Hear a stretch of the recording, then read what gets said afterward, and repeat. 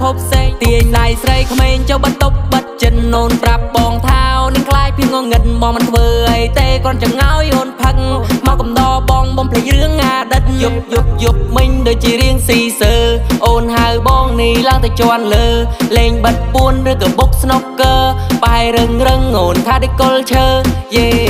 អូនឃើញបងស្ទៀវអូនថារូបបងจะលើមសាងស្នេហ៍មួយយប់មើលបងនឹងនាំបង្កាត់ភ្លើងឲ្យសង្សារចាស់បងមើលមកចំណែនយើងពេលដែលគេឃើញគេនោះឆែដូចភ្លើងពេលបើកលុយបងនាំអូនចូលក្លឹបផឹកពេលយប់ដល់វេលាពេលព្រឹករំសុកអូននេះចង់មួយទឹកបងលឺហើយគូបងនឹងចង់ស្ពើអូនឃើញបងស្ទៀវអូនថាបងចលើមហ៊ានឲ្យបងរាវបចាំតែបោះជើងក្មេងបងស្រាវជ្រាវរាវអីក៏រាវឃើញជើងនឹងបងនាងអ៊ីវអនមិនការភ្លើសង្ស័យហាមកជើងនឹងអប្រមាណទៅចាំមកនាងឈុងចាយឲ្យបងកាយផ្លូវឆ្លងកាត់ព្រៃកាន់ភ្នំនៅតែខំទៅឲ្យតែ